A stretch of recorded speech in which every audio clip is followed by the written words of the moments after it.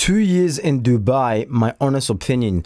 Some people have been leaving Dubai and I wonder why. I mean, tax free, you're working and you don't have to pay tax, you keep everything. So I don't know, but we're about to find out anyway. So today marks roughly the 2-year anniversary since I packed up my life in New Zealand and moved to Dubai to live and work.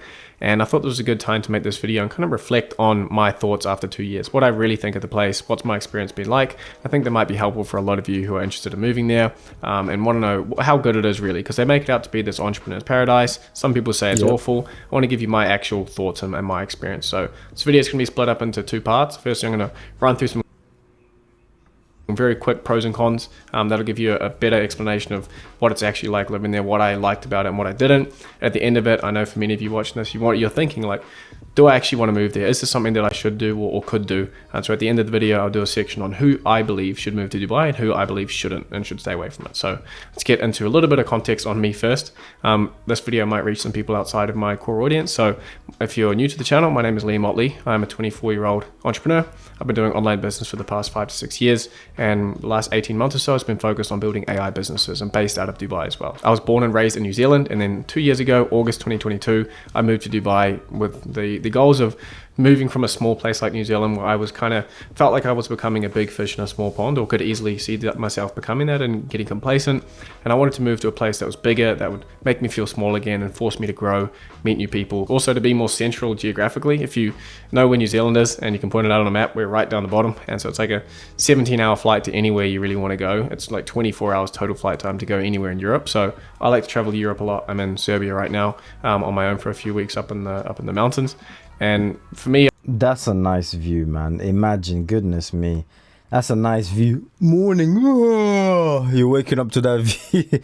That's a nice view. You really want to go. It's like 24 hours total flight time to go anywhere in Europe. So I like to travel to Europe a lot. I'm in Serbia right now on my own for a few weeks up in the mountains. And for me, I wanted to be a little bit more centrally located in the world rather than being in New Zealand as well. And of course, there's tax benefits as well. So for me, in the stage that I was with my businesses, having that extra money that was able to go into my pockets to pay rent or to fund the business, we could keep pouring all of our money and reinvesting in the business rather than paying 30 or 40% to the government, was really key in the growth of the businesses that I've experienced over the past 2 years. So that's a little bit about me. I think the core value of this video is really that I'm just a normal person like many of you watching this, and I chose to drop everything and move to my life over to Dubai. And I actually lived there. Many people who go to Dubai, they set up their residency, they get some of the tax benefits, and they pop in for a week or two here and there, or maybe a month at a time, but they don't actually base themselves there and make that their home. And so I've made Dubai my home over the past 2 years. I've had an apartment there throughout the whole thing. I've bought a car there. I've got a cat there. My entire life is based there. So what I'm about to share with you, these pros and cons, are from actually living there for months at a time and being forced to work and live and actually become part of the place. So getting into the pros and the good things about Dubai, I'm going to make these pretty quick and just read off here because it's going to be a lot faster for you. Firstly, the weather is excellent from, I'd say, October to March. That's when a lot of people start going back. All my friends will go to Europe over the summer because it's way too hot in Dubai. It's like 40 degrees every day. And then they'll come back for October, November, December, January, February, March, etc. That's really perfect weather. And if you're from a cold country, it will change your life by moving to Dubai, but purely based on the weather, because it's just like great, hot, dry. You can go outside, go to cafes, work outside, go to beaches, etc. So weather is excellent, and that was definitely a big plus for moving there. Secondly, we have efficiency and convenience. So for me coming from New Zealand, I don't have access to Amazon Prime. When I got to Dubai, my mind was blown when I realized I could order anything basically, and it would arrive at my door within 12 hours. So Dubai and Amazon Prime is extremely efficient as an entrepreneur. You don't have to go out shopping. Everything would just be able to deliver right to my door within a couple hours, basically. We have that in the UK though, but I'm wondering, is it better in Dubai? Because I don't know, it's smaller or something. You know, within 12 hours, that's quite impressive. But we have that in the UK as well. I mean, sharp, you know, same day delivery. Similarly to that, Dubai has an app called Careem, and Careem is like the everything app for Dubai. It has. We don't have Careem though in the UK, so yeah. Similar to that. All right, let's get to taxi, the juicy groceries, pharmacy, taxis, ordering food, okay, like cool. Uber Eats. It has Now we're about to get to the juicy part, okay? Pros, networking, because he's still going on about the pros. So the pros, I'm sure, tax reasons, networking, and food, blah, blah, blah. It's nice. You can go out. It feels like you're on holiday 24/7, blah, blah, blah. We get it. The segment is networking. Yes, Dubai may attract some strange characters and people you probably wouldn't want to associate with. But I mean, I moved to Dubai and I think I'm a good person. I try to be a good person in everything I do. So therefore, other people must come as well, just by law of numbers. So that's what I did find. There are some very high level businessmen and people that you can make friends with, depending on your... Wait, that's fitness guy. Mike? Is it Mike? Mike Thurston. Mike Thurston. Okay. Check you out here chilling with Mike Thurston. All right, I see you, boy. Circles and the networks you get into, who can be great friends and great mentors and people that you want in your life as well. So there is a huge potential for networking, as it is such a global hub, because there's people coming in all the time from the States, from Europe, on their way through to Bali, etc. People come to Dubai a lot as a stopover. And finally, number 8 is strict drug laws in the UAE. So you cannot get anything there. If you are caught with anything, you're going to jail for a long time. And I think that's good for anyone really going there. If you want an environment that's conducive to focus, and you don't need to have discipline to say no to certain like recreational drugs, Dubai is a great place to be because you don't even have the option.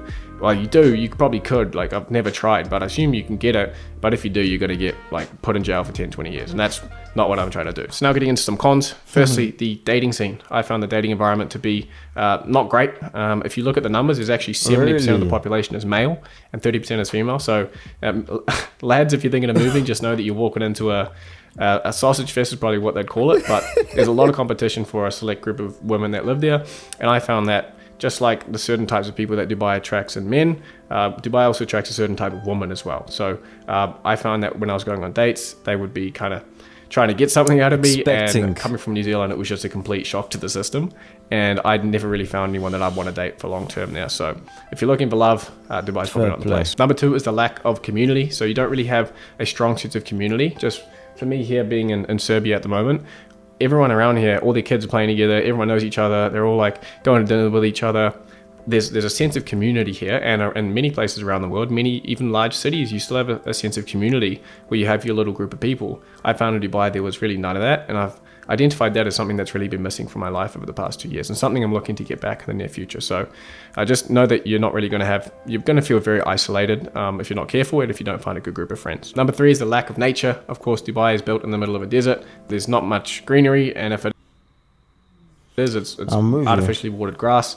For me, coming from New Zealand, nature is a big part of me, and that's why I've kind of come to Serbia at the moment to reconnect with nature after being in Dubai. So if you are a person that gets a lot of energy out of being in nature, Dubai is probably not for you, and it has been a deal breaker for a lot of people. Even my business partner said, no, I'm not doing Dubai anymore. It doesn't have enough nature for me. I need somewhere that's a bit more green and a bit fresher air. The air quality is terrible in Dubai as well, which is terrible for your skin and for your health in general. So that's why I think you shouldn't be there for too long. Number 4 is strict law enforcement. On the other side of that, strict drug laws, which I think is a positive. On the other side, you also have extremely strict police. And for me, coming from New Zealand, the police there, I thought they were scary until I met Dubai police. And I had a couple little run-ins with like traffic incidents. And these guys do not like you. They are not your friend. They are kind of coming to get you to some degree. And for me, that was very scary, knowing that I was like one mistake away from getting put in jail, and that I wouldn't really have my case heard. And it felt very, very risky, even though I wasn't doing anything wrong. I felt like if I slipped up once, I'd be in a whole lot of trouble and could be in prison before I know it. Number 5 is the lack of actually rejuvenating leisure. I feel like we go out on the weekends and we go do leisure activities to feel recharged and blow off steam. Myself and my friends found that in Dubai, you spend a lot of money, but you don't actually get much back from that. So there's nightclubs, there's bars and stuff. It's nice, but for me, having traveled to a lot of different countries, I could really tell that the leisure in Dubai didn't really give me any kind of recharge feeling. Number 6 is the poor business infrastructure in Dubai. Now, this might be surprising for you, thinking that it's like this global hub. I'm surprised with the last one that he just said. This is quite surprising as well, but I'm surprised with the last one that he said. Dubai, Habibi, come to Dubai. All of that, and he's saying it's not actually that deep. Interesting. And it's like the place to be, and like business should be super good and easy to run. No, they're getting bank accounts for your business, getting accountants, getting legal counsel, bookkeeping, any kind of taking payments via Stripe. All this sort of stuff is really difficult to do in Dubai. There's like back doors, there's people you got to know. It's hard to get applications. And generally, the government steps in and controls a lot of these facilities so that they have, I don't know, more control over things. For example, they don't let you use TransferWise or Wise. They make you use Weo or their own version instead, and it's just garbage. So you have inferior services because it's not a free market, because the government steps in. So that's one of the reasons I'm looking to base my business elsewhere, because it's so hard dealing with some of these companies. Number 7 is the high cost of living. Everything in Dubai when you're there and living is I don't know, 20, 30, maybe 40% more expensive than anywhere else. Your food, groceries, fuel's quite cheap. 20, 30, 40%. We're trying to run away from the UK, not run into more debt and higher cost of living. Wow. Because they've got oil in the UAE. But for example, I'd have to pay 20 dirhams a lot of the time for an Americano or a double espresso. Oh, this guy, man. 20 dirhams is 10 New Zealand dollars, which is about $6 US dollars. And for me, paying $6 US for a coffee is bloody ridiculous, but you do get over it eventually. And really, Dubai, while it makes itself out to be tax-free, well, now it has a 9% corporate tax you need to worry about. You also have to spend, like everywhere I travel, I have to use my credit card, and that's got a 5% transaction fee on it because I can't use TransferWise when I'm traveling. So I'm paying 5% on everything I spend on my credit card. It's also VAT in the UAE. There's a bunch of fees that you have to pay every year. So it's not actually... Whoa, hold up, man, hold up, wait a minute, let me put some cooking in it. What? This, it's seeming like it's I mean, it's advertised very, very different. Habibi, come to Dubai, it's free, tax-free, blah, blah, blah, blah, all of this, but... on my credit card. It's also VAT in the UAE. There's a bunch of fees that you have to pay every year. So it's not actually as tax-free as you think it is. And again, that's something that's making me reconsider whether or not I want to stay there. Number 8 is one that I'm having to come to terms with recently. And that is your reputation and the impact that being based in Dubai has on your reputation. So as a online figure now, being a YouTuber, I never thought I'd be on YouTube, by the way. Like, this is only a fairly recent thing within the last year and a half or 2 years. So for me, being an online personality, a figure, whatever it is, now, by having Dubai associated with me, people assume a lot of negative things. I get comments of people saying like, really? Oh, just another Dubai guy. And I'm just like, dude, I just lived there, man. But like, you have to understand that you get a negative association by the place. People don't like it. They think it's like terrible for society. It's the worst place in the world. So you get associated with those negative things. And for a businessman, that's something that I've been having to factor. Like, is it really worth the negative impact that's having on my personal brand and how people think of me without knowing anything about me? And also on the flip side of that, you have to consider the dating world. If you're considering finding love in this life, which I'd say you are, being associated with Dubai, to some degree, at least from my experience of dating females, is that when they see that you're from Dubai, they one of two reactions. One, they're money. Oh, like, I don't want to be associated with that guy. He's from Dubai, or he's based in Dubai. And the other one's like, oh, he's from Dubai. Like, the good girls are the ones who say like, I don't want a part of that. And those are the ones you probably want to go on dates with and have long-term relationships or potentially marry. And the ones who say, oh, that's interesting, are the ones you wouldn't want to marry long-term. So you are at risk of scaring away certain people from your life, whether that's women or people you're trying to date, or whether that's business partners who are like, oh, I don't really like that. I call it using the wrong bait to catch the wrong fish. So the bait that you're putting out is, I'm this Dubai person. What kind of fish is going to come and bite on that, basically? And it's probably not going to be the best fish in the sea at any point. So that's a really interesting one I've had to come to grips with recently. Number 9 is isolation. I was pretty isolated for a while there, in my first year particularly. So if you don't come with a support network... How ironic, this place that seems so lavish, you know, people everywhere, business, the way it's advertised. And he's talking about isolation, catching the wrong fish, if you're trying to get into dating and all of this stuff. I mean, this is eye-opening to say the least, and he seems very genuine. Liam, what a guy, man. We don't have people that you can meet there. It can be quite isolating, and that can be a good thing for personal growth, having to be with yourself long enough. And that's all for the pros and cons. What you've been waiting for is whether or not you should move to Dubai. So I've got a few different types of people who I think, based off my experience, I would actually recommend to move there or consider it. So firstly, entrepreneurs from small countries like New Zealand who are looking for a challenging environment to grow their business and really develop personally. So I moved at 22, it was great for me, and I had to go through a lot to get here, but I made it through, and I'm better for it. Secondly, individuals who are making substantial income, e.g. $50,000 or more per month, who can actually benefit from the tax savings. Thirdly, young professionals who are willing to sacrifice community and a vibrant life for their career progression, because that's basically what I've had to do by moving there. My boy, you see the difference a beard makes? Bruv, he looks like a toy here. Not even a boy, he looks like a toy.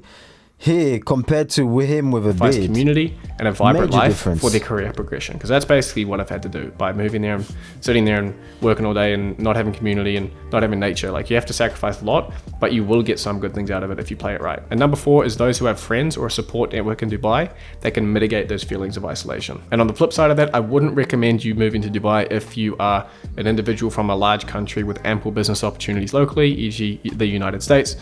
Secondly, those who have trouble adhering to strict laws and regulations. So if you are a loose cannon, you're going to end up in jail. So Degenerates. don't come to Dubai if you can't control yourself. Number 3 is people who struggle to control their spending. As I mentioned, it's very expensive in Dubai, and if you're not careful, you can end up digging a big hole for yourself financially. Number 4, entrepreneurs who are not making significant income, kind of the inverse of what I said before. The cost and effort to relocate to Dubai is not worth the effort, in my opinion. There's a lot of Let me know, would you move to Dubai? To be honest with you, because at one point, as I told you from the beginning, I was this close to move to Dubai for an architectural job because I've got a degree. So I don't know. Would you, after everything Liam just said right now? And what I want you to do is smash the like button, subscribe, and obviously let me know which video I should check out next. And go watch the rest of this video on Liam's